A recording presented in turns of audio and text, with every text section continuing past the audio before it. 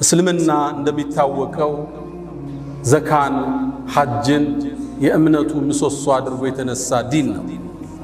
እነዚህ መሰረታዊ የዲኑ ምሰሶዎች እንዲሟሉ የፋይናንሻል አቅም የገንዘብ አቅም ለሙእሚን ግዴታ ይሆንበታል። ሊመን استطاع ኢለይሂ ሰቢላ መንገዱን የሚያደርሰውን የኢኮኖሚ አቅም ይዘንድ ከአንድ ሙስሊም ይጠበቃል። አይደለም ዘካና ሐጅን ቀርቶ እምነቱን እንኳን የዲኑን መግቢያ ቁልፉን ላኢላሃ ኢላላህን ለማስጠበቅ ኢማኑን ለማስጠበቅ የኢኮኖሚ ነፃነትን ሙስሊም ሊያውጅ ዘንድ በሱ ላይ ግዴታ ነው። በዶቄትና በዘይት እምነታቸው የሚቀይሩት የኢኮኖሚ ጥረት ውስጥ የወደቁ ወገኖቻችን መሆናቸውን ልብ ይላል። እስልምና ሙእሚኖች እንዲሰሩ እንዲጥሩ ትልቅ አነሳሽ መልእክቶችን አስተላልፏል። እንዳለመታደል ሆኖ አሁን ያለው ወጣት ተተኪው ትውልድ ረፍትን የወደደ ስንፍናውን ጃኬቱ ያደረገ በተስፋ መኖርን ቲሸርቱ ያደረገ ተተኪ ትውልድ ማየት አስደንጋጭ ክስተት ሆኗል። በህልም የሚኖሩ ሳይሰሩ መክበርን የሚመኙ በሐሳብ የናወዙ በሱስ የተበከሉ ወጣቶችን ማየት የነገ ተጨባጫችን አስፈሪ እንዲሆን ያደርገዋል። ሳይሰሩ መክበር ዌልዝ ዊዛውት ወርክ ያለ ስራ መክበር ቁጭ ብሎ ማለም አየር ላይ ዝም ብሎ እንደሚታፈስ ማሰብ በሰፈነበት አዲሱ ትውልድ ውስጥ ዛሬ በዚህ ሚንበር ላይ ስለ ስራ ለፍተው እንዲያድሩ በላባቸው እንዲያድሩ ልናሳሳቸው ግድ የሚለን ወቅት ላይ ደርሰናል። አብዛኛው የሚያጓጓ ወጣት አለባበሱ የሚያምር ቁንጅናው የሚያምር ወጣት ስራ የለሽ ሆኖ እንደማየት የሚያሳዝን ነገር የለም። ሰይድና ዑመር ኢብኑል ኸጣብ ምን ይላሉ? እኔ አንድን ወጣት አይዋለሁ ቁመናው መልኩ ያስደስተኛል፣ በጣም እገረምበታለሁ። ከዛም ስራ የለውም ሲባል ካይኔ ወድቃል ወጣት አለ። በጣም ሙሉ ኃይል ያላቸው የሚያምሩ ወጣቶች ያለ ስራ እነሱን ከማየት ሱስ ውስጥ ከማየት በላይ ለዚህ ኡማ የወደፊት አደጋ የለም። ወጣቱ በላቡ እንዲያድር በተስፋ የሚቆረጥ ነገር እንደሌለ እንዲያቅ ልናስታውሰው ግድ ይለናል። እስልምና እንደምታውቁት ስራን የቀደሰ ሃይማኖት ነው። ሰርቶ ማደርን እንደ ዒባዳ የጻፈ ዲን ነው እስልምና ማለት ነው። ነቢዩ ዓለይሂ ሰላቱ ወሰላም አንድ ሰው ጣፋጭ ምግብ ጥሩ ምግብ አይመገብም ከእጁ የሰራው ቢሆን እንጂ ይላል። ሚቅዳም ባወሩት ሐዲስ ላይ ቡኻሪ በተዘገበው ማ አከለ አሐዱን ጠዓመን ቀጡ ኸይረን ኢላ ሚን ዐመል የዲህ አንድ ሰው ጥሩ ምግብ አልተመገበም በላቡ የበላው ቢሆን እንጂ። ሰርተህ ውጤታማ ሆነ በአቅምህ በተሰማራህበት የትኛውም ዘርፍ እሱን እንደ መብላት የሚያስደስት ነገር የለም። ነቢዩላህ ዳውድም አሉ ነቢዩ ዓለይሂ ሰላቱ ወሰላም አስከትለው እዚሁ ንግግራቸው ላይ ከእጁ ነበር የሚበላው ሰርቶ። ነቢይ ነው ንጉሥ ነው ዳውድ ማለት ግን አላህ ብረትን አግርቶለት ነበር። ያጣጥፈው ይቀጥለው ነበር። የጦር ማከላከያ ልምዶችን ይሰራ ነበር። ሰንዓተ ለቡሲን ለኩም ወአለና ለሁል ሐዲድ ችሎታ ነበረው ብረትን አቅልጦ የመስራት። ከዛ ይመገብ ነበር። ሙስሊም ላይ በተዘገበው አቡ ሁረይራ ባስተላለፉት ነቢዩላህ ዘከሪያ ታላቁ የአላህ ነቢይ አናጺ ነበር ይላሉ ነቢዩ ዓለይሂ ሰላቱ ወሰላም። ማ ሚን ነቢይን ኢላ ወረዐል ገነም ምንም ነቢይ አላህ አላከም ከብት የጠበቀ ቢሆን እንጂ። ሰርተው ያድሩ ነበር ነቢያቶቹ። ለዛ ነው ለተከታዮቻቸው እኛ ምን ክፍያ ጠየቅናችሁ እንደሚሉ ክፍያ አልፈለጉ። አጀራቸው ከአላህ ነው። ዱንያን ሰርተው ያድራሉ፣ ዲኑን በነፃ ያከፋፍላሉ። እስልምና ስራን ትልቅ ቦታ የሰጠ ሃይማኖት። ቁርአን ላይ ሱረቱ ሙዘሚል ላይ አንድ ነገር እናገኛለን። መሳ ለመሳ ሁለት ትላልቅ ዒባዳዎችን አላህ ጠርቷል። ወአኸሩነ የድሪቡነ ፊል አርድ የብተጉነ ሚን ፈድሊላህ ወአኸሩነ ዩቃቲሉነ ፊ ሰቢልላህ አለ። ሁለቱን መሳ ለመሳ ጠራቸው። ከፈሎቹ አሉ በምድር ተበትነው የአላህን ሪዝቅ ለመፈለግ በንግድ የወጡ፣ ሌሎቹ ደግሞ አሉ በአላህ መንገድ ትግል ለማድረግ የወጡ ሁለቱን እኩል መጥራቱ ይላሉ ሙፈሲሮቹ ለመነገድ ከጂሃድ ጋር ማቀራረቡ እስልምና ለንግድ ለሥራ የሰጠውን ቦታ እናያለን። የአላህ ምርጥ ባሮች የሚገኙት የሥራ ሜዳው ላይ ነው። ሪጃል አላቸዋል። የኔ ጀግኖች ባሮች እነዚህ ናቸው። ላ ቱልሂህም ቲጃረቱን ወላ በይዑን አን ዚክሪላህ የያዙት ቲጃራ የትኛውም ሥራ ወላ በይዑን መግዛትና መሸጥ አላህን ከማስታወስ ማያዘናጋቸው። የት ነው የሚገኙት? ሥራ ላይ ናቸው። በላብ ነው የሚያድሩት። የዘመድ ብር ከአሜሪካ አይጠብቁም። ከእናት ኪስ ተወስዶ ጫት ተቅሞ አይታደርም። ሪጃል አላቸዋል። የኔ ጀግና ባሮች እነዚህ ናቸው። ንግድ አላህን ከማስታወስ ማያዘናጋቸው። ግን የት ውስጥ ነው ያሉት? ንግድ ውስጥ ነው ያሉት። እስልምና ሰርቶ ማደርን ትልቅ ትኩረት ነው የሰጠው።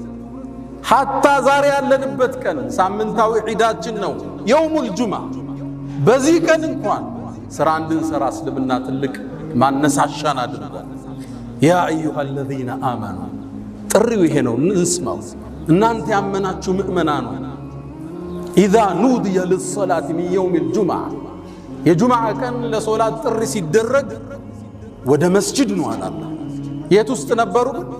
ንግድ ውስጥ ነበሩ። ወዘሩል በይዕ ንግዱን ለጊዜው አቁሙታል። ወደ መስጂድ ኑና አላህን አስታውሱ። ዛሊኩም ኸይሩን ለኩም ኢን ኩንቱም ተዕለሙን። ከዛስ መስጂድን ቆይ ፈኢዛ ቁድየት ሰላት እቺ ፋዋ ትልቅ ትርጉም አለ። ፈንተሽሩ አሁንም ፋዋ ትልቅ ትርጉም አለ። ልክ ሶላቱ ሲያልቅ ተበተኑ አለ። ወብተጉ ሚን ፈድሊላህ የጌታችሁን ጸጋ ሰርታችሁ ፈልጉ። ወዝኩሩላህ ከሲራን በስራችሁ ላይ ደግሞ አላህን አስታውሱ። ረዛቁ እሱ ነው። ወፊ ሰማይ ሪዝቁኩም ምድር ላይ ሰበቡን ያለ ሪዝቁ ከላይ ነው የሚቆረጠው። ወዝኩሩላህ ከሲራን ለዓለኩም ቱፍሊሑን። የጁምዓ ቀን እንኳን እንድናርፍ ያልፈቀደ ዲን ነው ያለ። ስራ በላብ ማደር መልፋት የዲነል ኢስላም አርማው ነው። ይሄ ወጣት ቁጭ ብሎ እንዳያስብ በህልም እንዳይዋልል ድንገት ብር የሚገኝበት አለ ሲባል የኢሉሚኒቲ አባሉኝ 500 ሺህ ላገኝ ብሎ እንዳይሰክር እስልምና ያሰመረውን መንገድ ልንጠቁመው ግድ ይላል። በአቋራጭ መክበር የለም። ወጣቶች በአቋራጭ ለመክበር ሲስተም ውስጥ መኖር አለ። መንገዱ ላይ ያለ ስትማስል ፓስወርዱን ታገኘዋለህ። ያኔ ትዘላለህ። ማንኛውም ነጋዴ ማንኛውም ሀብታም ለመሆን ሲስተም ውስጥ ያልፋል። ድንገት ይገጥማል፣ ትወጣለህ። ድንገት ግን ያለ ሥራ ትልቅ ብር ብታገኝ ውጤታማ አይደለም። ልብ በሉ፣ አሜሪካ ውስጥ ሎተሪ ከደረሳቸው አብዛኛው ሰዎች ውስጥ አብዛኞቹ ያን ብር በዓመት አጠውታል። ሥራ የላቸው፣ እቅድ የላቸው፣ የዘረጉት ሲስተም የለም። የሆነ ሚሊዮን ብር መጣ፣ ምን ያድርጉት? መኪና ስትገዛ ስትቀይረው፣ ቤት ስትገዛ ስትቀይረው ብሩ የለም። ሲስተም ውስጥ ካለ የሥራው መስመር ላይ ካለ ያን ብር እዛ ውስጥ ነው የምትከተው። ቡስት ያደርጋል፣ ይሰፋል። ዝም ብሎ መክበር የለም። ወጣቶች እንዳታልሙት። ሥራ አድካሚ ነው። 10 ሞክረህ አንድ ነው የሚሳካል። 10 ፕሮጀክት ሞክረህ አንዱ ይሳካል። እንዲህ ነው የንግዱ ዓለም የሚኖር። አንዱ ሲወድቅባ፣ አንዱ ስታክ ሲያደርግ፣ አንዱ ስትነሳ፣ አንደኛው ላይ አላህ ይረዝቃል። ሥራ መልፋት በላብ ማደር ወጣቱን ልናስታውሰው ግድ ይለናል። በእስልምና ታሪክ የእኛ ተምሳሌቶቻችን የነቢዩ ዓለይሂ ሰላቱ ወሰላም ሰሓቦች ናቸው። ቁል አልሐምዱሊላህ ወሰላሙን ዓላ ዒባዲሂ አለዚነ እስጠፋ። ቁል አልሐምዱሊላህ ምስጋና ለአላህ ይሁን፣ ወሰላሙን ሰላምም ይስፈን ዓላ ዒባዲሂ አለዚነ እስጠፋ አላህ ለመረጣቸው ባሮቹ። ሐሰኑል በስሪ ምን አለ? እዚህ የተጠቀሱት የነቢዩ ባልደረቦችን ነው አለ ሰለላሁ ዐለይሂ ወሰለም። እነዚህ የኛ ሞዴሎች ናቸው። ከ10 አንድ ቦታ ላይ የጀነት ከተባሉ ሰሓባዎች ውስጥ 6ቱ የዛ ዘመን መልቲ ሚሊዮነሮች ነበሩ። ዛሬ አንዱን እናውሳ። ዑስማን ብኑ ዓፋን ረዲየላሁ ተዓላ ዐንሁ። ዑስማን የነቢዩን 2 ልጆች ያገባ ዙኑረይን አማቻቸው ነው። በ2 ልጅ ይዛመዳቸዋል። ዑስማን 3ኛው ኸሊፋ ነበር። ዑስማን ቀብር ሲያይ እንባው የማይቋረጥ የአላህ ባሪያ ነበር። ዑስማን ሌሊቱን ሙሉ ቁርአንን አኽትሞ የሚያድር የአላህ ምርጥ ባሪያ ነበር። አመን ሁወ ቃኒቱን አና አለይል የተባለው ሰሓባ እሱ። ዑስማን ነቢዩ ዓለይሂ ሰላቱ ወሰላም በተደጋጋሚ የጀነት ያሉት ነው። ጀነትን ከነቢዩ እጅ የገዛ ሰሓባ ነው ዑስማን። ነቢዩ የተለየ ክብር የሚሰጡት ሰሓባ ነው፣ ተከታያቸው። አንድ እናታችን አይሻ ምን ትላለች? ነቢዩ ዓለይሂ ሰላቱ ወሰላም ቤታቸው ቁጭ ብለው አቡበክር መጣ፣ የሆነ ጉዳይ ሊያማክራቸው ገባ፣ አውርቷቸው ወጣ። ዑመር መጣ፣ እንደተቀመጡ ነው አወሩት። ከዛ ዑስማን ሲገባ ባታቸው ተገልጦ ነበር። ሁለቱ ሰብሰብ ባረጉትና ተስተካክለው ቁጭ አሉ። ወጣው ሲሄዱ እናታችን አይሻ ጠየቀች ረዲየላሁ ተዓላ ዐንሃ፣ የአላህ መልእክተኛ ለአቡበክርና ለዑመር ያላሳየውን ለዑስማን ምን ነው እንዲህ አይነት እንቅስቃሴ ያረካለቻቸው? ነቢዩ መሐመድ ሰለላሁ ዐለይሂ ወሰለም አላ አስተሕይ ሚመን ተስተሕይ ሚንሁ ልመላኢካ፣ መላእክት ከሚያፍሩት የአላህ ባሪያ እኔ አላፍርም እንዴ? አልጠነቀቅም? ዑስማን ማለት ይሄ ነው። ግን ደግሞ ተወዳዳሪ አሁን ድረስ ያልተደረሰበት ነጋዴ ነበር። የንግድ አቅሙ ትልቅ ነው። በአሁን ዘመን የሰይድና ዑስማንን ሀብት ወደ ዶላር ቀይረውታል። ስንት ትጠብቃላችሁ? 600 ቢሊዮን ዶላር ነበር የዑስማን ብን አፋን ሀብት። ገብቷቸዋል? 600 ቢሊዮን። የሀገራችን ትልቁ ባለሀብት ሼህ መሐመድ አለሙዲን አላህ ይጠብቃቸው 9 ቢሊዮን ዶላር ንብረታቸው ተደምሮ 600 ቢሊዮን ዶላር እንዴት አመጣ? እንዴት አይነት የንግድ ሳይንሱን ቢያቀው ነው ዑስማን። በእርግጥ እንደኔና እንዳንተ ሰሃባዎችን ጠየቁት፣ መካ ላይ ሀብታም ነበርክ ጥለው መጣሃል፣ መዲና እንዴት ገብተህ ባለ ሀብቶም ካሏቸው ሰይድና ዑስማን 5 የንግድ ፕሪንሲፕል አስቀመጡ። ያውም ባለ ሀብቶች የሚጠቀሙት የመረህ ኩንቱ ኡዓልጃል 5ቱን ወጣቶች መዝግቡት። ኩንቱ ኡዓልጅ የንግድ ህጎቹን ተመልከቱ። ኩንቱ ኡዓልጅ ራሴ ስራውን ቀርቦ ነው ማኔጅ የሚያደርገው። ስራ ሙሉ ለሙሉ ለሰራተኛ አይሰጥም። እየሰፋብህ ሲሄድ ነው ደልጌት የምታደርገው፣ ወደታች የምታሻግረው። አንተ መሸፈን የምትችለውን አንተ ነው መሸፈን ያለብህ። ሰው እጅ ላይ ስራ ይጣል፣ ሲበዛ ደግሞ ሰው እጅ ላይ መጣል ግዴታ ይላል። ትክክለኛ ሰውን ትክክለኛ ቦታ ታስቀምጠዋል። ኩንቱ ኡዓልጅ የስራውን ችግር ገብቼ እኔ ነው ለመፍታት የምጥረው። መሬት ሊቆምብህ ይችላል፣ ንግዱ ሊቆምብህ ይችላል። ሰራተኛ ብቻ አትልክም። ገብተህ እንደ ባለቤቱም ይፈታው የለም።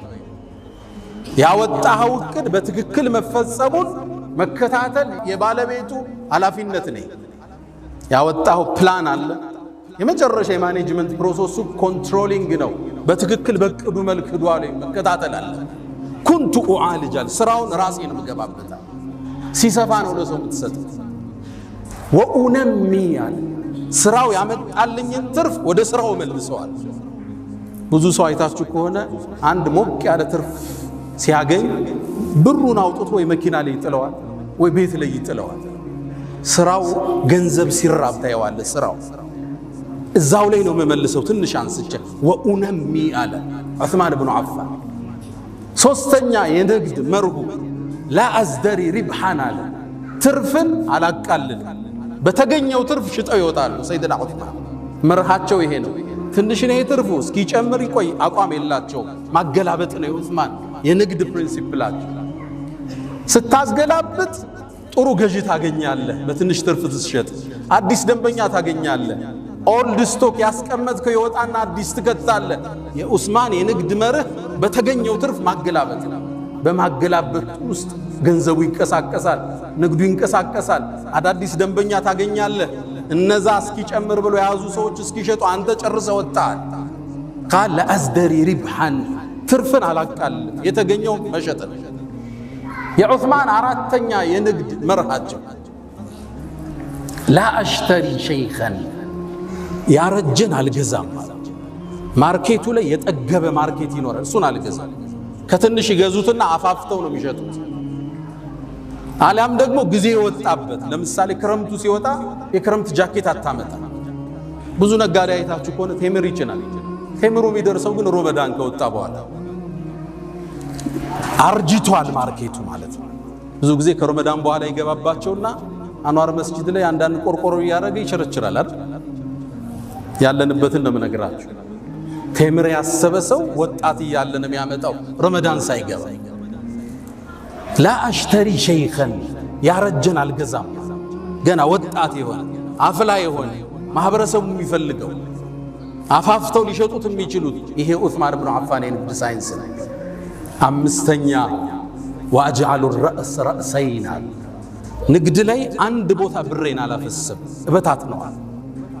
ለምሳሌ አንድ መሬት 2000 ካሬ 200 ሚሊዮን የሚሸጥ ከሆነ 1100 ሚሊዮን ሌላውን 1100 ሚሊዮን ከሁለት ድንገት አደጋ ቢገጥሙ ብር ታስሮ አይቀር። ለምሳሌ ሪል ስቴት ላይ ያሉ ሰዎች መሬት ይገዙና ያ መሬት መገንባት ሲጀምሩ ወይ መንግስት ያቆመዋል፣ የሆነ ጉዳይ ይኖርበታል፣ ወይ ወራሾቹ ይመጡና ያስቆመዋል። ብር ታስሮ ለአመታት ሊቆም ይችላል። ወጣህ ማለት ነው ከማርኬት። ገንዘቦችን ከፋፍላቸው ነበራለን ንግዱ ላይ። ዘመኑ ኢኮኖሚስት የሚጠቀሙት የዑስማንን ህግ ነው። ዶንት ፑት ኦል ዩር ኤግስ ኢን ዋን ባስኬት፣ ሁሉን እንቁላልህን አንድ ባስኬት ላይ አታርጋሉ። መጡና ምነው የተወሰነው ቢሰበር ሌላው እጅ አለ፣ ትንቀሳቀሳለህ፣ ሰርቫይቭ ታረጋለህ። የተበደርከው ብድር ሊኖር ይችላል፣ ከዚህኛው ትከፍላለህ። ስራ አይቋረጥም ማለት ነው። እነዚህ አምስቶች የሰይድና ዑስማን ብኑ አፋን የንግድ መርሆች ነበሩ። የኛ አያቶች እኒ ናቸው። የንግዱን ሳይንስ የሚያውቁ መልቲ ቢሊዮነሮች ነበሩ።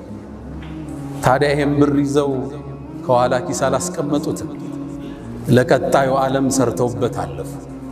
ዑስማን ምን ሰራበት አትሉኝም? አንድ ሁለቱ ልጥቀስላችኋል። አሁን ሳውዲ ስትሄዱ መዲና ላይ አንድን ህንፃ ታገኛላችሁ። የሰይድና ዑስማን ብኑ አፋን ፎቅ አለ፣ ህንፃ፣ ሆቴል። እንዴት ገነቡት? ካርታው በስማቸው ነው ያለው፣ መሬቱ በስማቸው ነው የተጻፈው። ባንክ ላይ አካውንት አላቸው፣ የአካውንቱ ስም ዑስማን ብኑ አፋን ይላል። 1400 ዓመት እንዴት አድርገው አመጡት? ነገሩ ወዲህ ነው። ነቢዩ ዓለይሂ ሰላቱ ወሰላም ሰሃቦቹን ይዘው ወደ መዲና ሲገቡ መዲና ላይ የሚጠቀሙበት ጣፋጭ ውሃ አለ፣ ቢዕሩ ሩማህ ይባላል። ይሄን ደግሞ የያዘው ባለቤቱ አንድ ይሁዳ ነው። ሰሃቦቹ በጣም ገቡ። ውሃ ለመጠጣት ትንሽ ሲቀዱ አንድ እፍኝ ቴምር ይከፍሉት ነበር። ሰሃቦቹ ደግሞ ስደተኛ ናቸው፣ ብር የላቸው። ነቢዩም ዓለይሂ ሰላቱ ወሰላም ሰለላሁ ዐላ ረሱሊላህ ይሄን ችግር ሲያዩ አንድ ጥሪ ያቀረቡ። ማን ነው ቢዕረ ሩማን የሚገዛልን? ወለሁል ጀና፣ ጀነት ለሱ የሚሰጠው። ይሄን እድል ባለሀብት ያልፈዋል እንዴ? ሰይድና ዑስማን ሄደና ይሁዳውን ጠየቀው፣ ልግዛ ምንጩን ጉድጓዱ ውሃውን አለ። ያ ደግሞ ትልቅ ብር የሚያገኝበት ነው። በጭራሽ እሺ ግማሹን ልግዛል። ግማሹን ሲለው ያነ ይሁዳ ዑስማን ንግድን ስለሚያውቅ የበለጠ ያሳድግልኛል ብሎ ተስማማ። ግማሹን ገዛው። ዑስማን ግን ይሁዳው ያልጠበቀውን ነገር አደረገ። ግማሹን ቀን አንድ ቀን የይሁዳው ነው፣ አንድ ቀን የዑስማን፣ የሱን ቀን ነፃ አደረገ። ሰደቀ።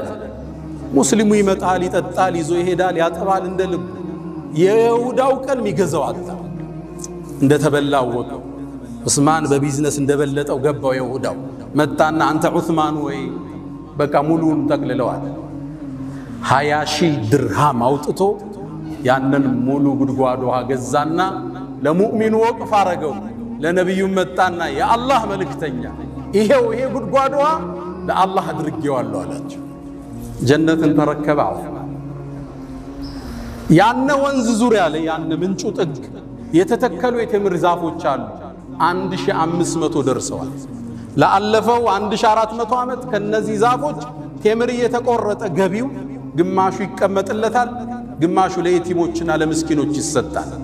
በሂደት ዑስማንያዎቹ ሲያስተላልፉት አለ ስዑድ ጋር ደረስ። ያሁኑ ሳዑዲ ላይ ብሩ አለ። ምን ይደረግ? መሬት ገዙበት፣ ፎቅም ገነቡበት። አሁን ይሄ ፎቅ አለ።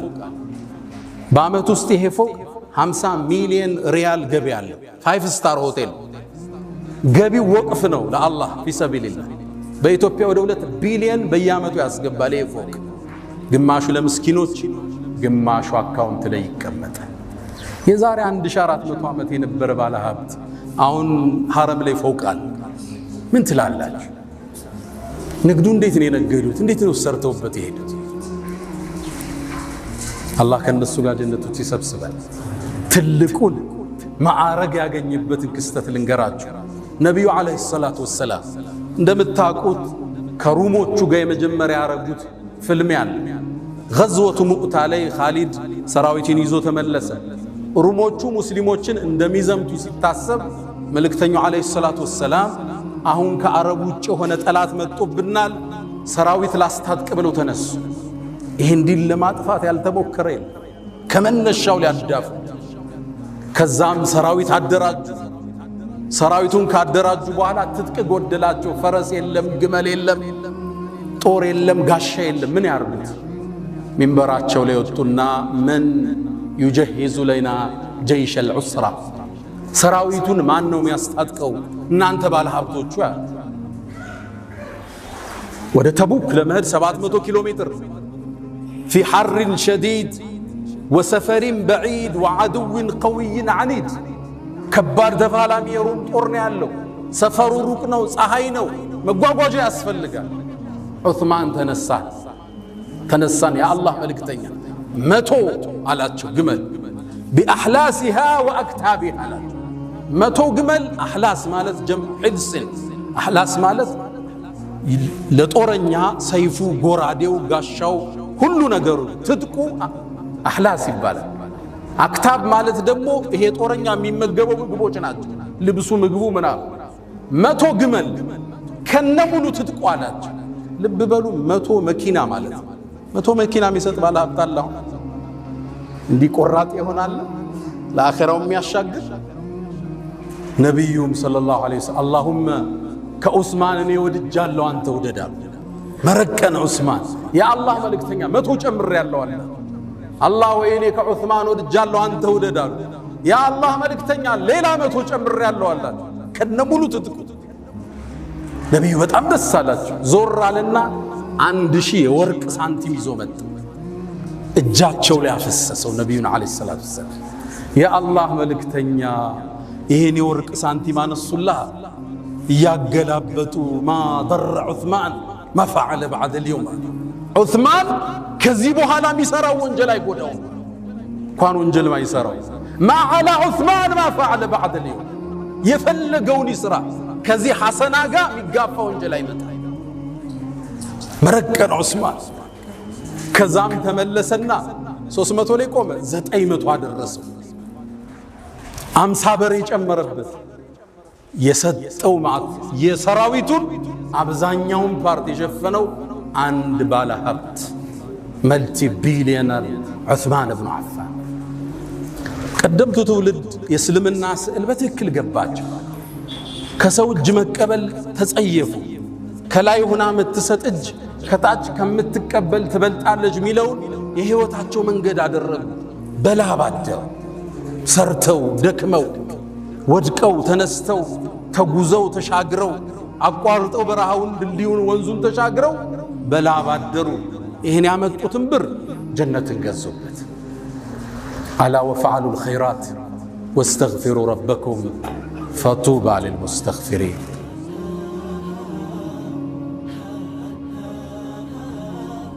الحمد لله على إحسانه والشكر له على تفضله وامتنانه ولا إله إلا الله تعظيما لشانه وصلى الله وسلم على رسوله وإخوانه. أما بعد، ود مؤمنان اسلمنا سرتو بمادر ميامن بلعب ميامن ሃይማኖት ከሰው እጅ መቀበልን የሚጸየፍ መለመንን የማይደግፍ ድሃን የሚወድ ድህነትን የሚጠላ ሃይማኖት ነው ያለ። ሰይድና ዑመር ድህነትን ሰው ሆኖ ባገኘው ገለው ነበር እንዳሉ። እስልምና ድሃን ነው የሚወድ። አልተሳካለት ሊሆን ይችላል። ጧሪ አጥቷል፣ ትደግፈዋል፣ ትደጉመዋል፣ እንዲሰራ ታበረታተዋል። ተመጽዋች እንዲሆን አታደርገው። ታዲያ በትክክል ለነገደ ሰው ሽልማቱ ትልቅ ነው። እስኪ ነጋዴዎች ልንከተል የሚገባው አንድ ሁለት መርህን እናድርግና እንቋጭ። የመጀመሪያ አታጅሩ ሶዱቁል አሚን። ስንነግድ ማግበስበስ አይደለም፣ በረካው እንዳይነሳ ያብር ለልጅ እንዲተርፍ ስድቅ እውነተኝነት። አማና ታማኝነት ይፈልጋል።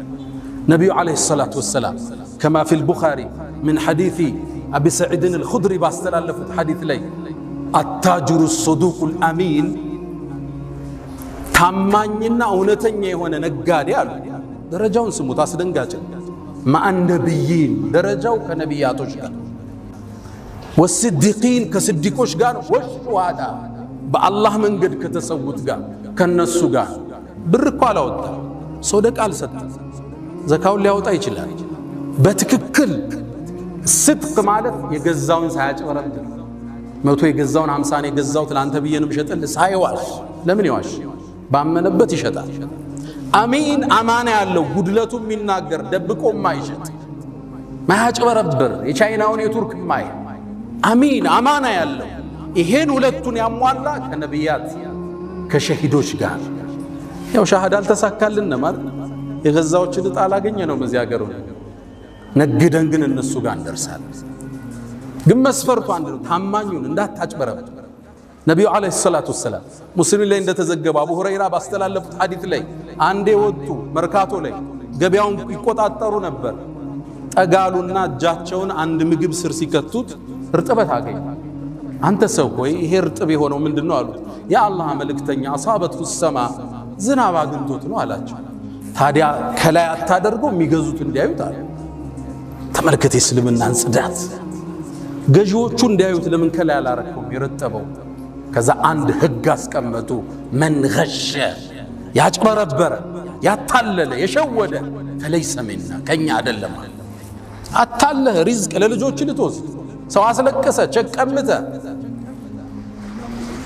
የሰው ስራ አበላሽተ ልጆችን ልትመግብ ከዛ ህንፃ ሰርተህ ማሻአላህ ብለህ ልትለጥፍ መን ገሸ ፈለይሰ ሚና ከኛ አይደለም አሉ ነቢዩ ዓለይሂ ሰላቱ ወሰላም።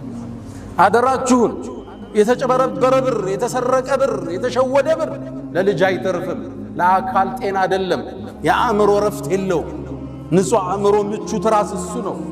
የሰው ዱዓ የሌለበት ለቅሶ የሌለበት ዘግተ ያልጠፋበት ስራ ጣፋጭ ነው፣ ለልጅ ይተርፋል። ሐራም ብር የልጆችን ባህሪ ይለውጣል፣ የሚስትህን ባህሪ ይለውጣል። እመነኝ።